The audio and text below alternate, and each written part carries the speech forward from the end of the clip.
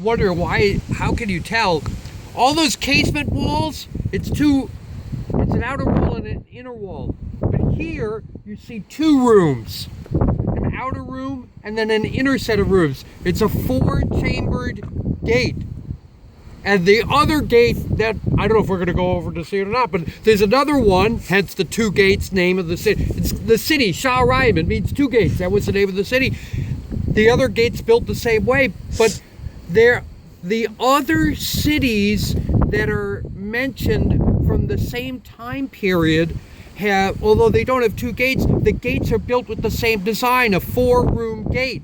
So you can date the city also from the design.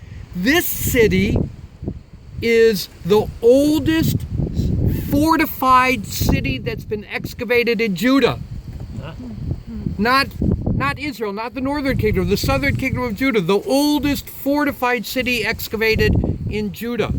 There's of course a question about which exact date it goes back to. Are you going to talk about the Ostracon? No. No? They found a 5-line, a piece of pottery, 5 lines long of Hebrew. Maybe it's that big. I don't know how big the pottery is. That big? Smaller? Like that? There's still a debate going on about what it says, but part of it says, and the men established a king.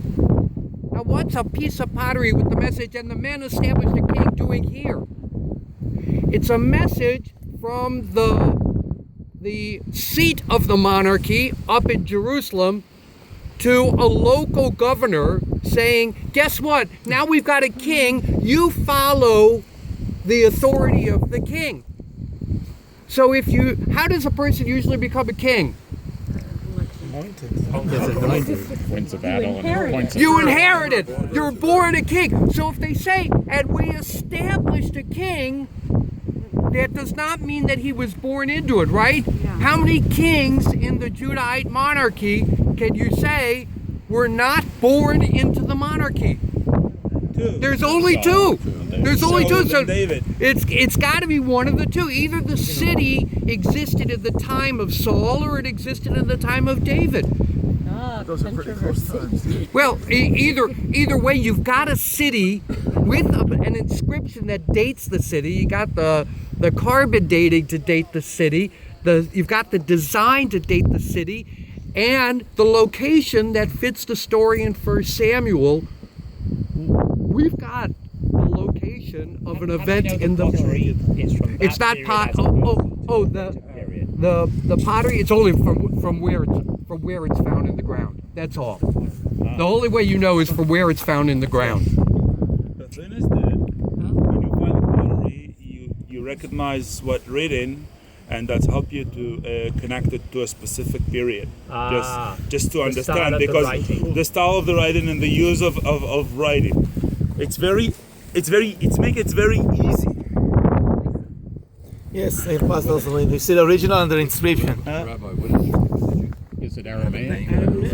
It's ancient Hebrew. Well, they call the letters are ancient Hebrew. the pottery is a shard that they use for note paper. You just call it an ostrakon, which just means a piece of pottery they use to.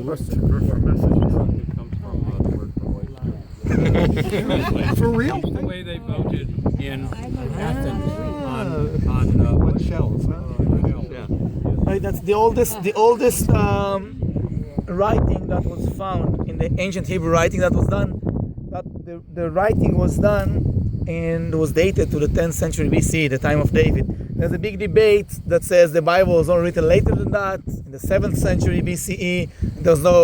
When you talk about King David and his kingdom, it's maybe a local kingdom. It's a theory that's trying to undermine all the foundation, all the basis of the King David and his kingdom as the first establishment of the people of our kingdom. And if there's no King David, there's no people of Israel. If there's no people of Israel, what are you doing here? That goes way, way, way back.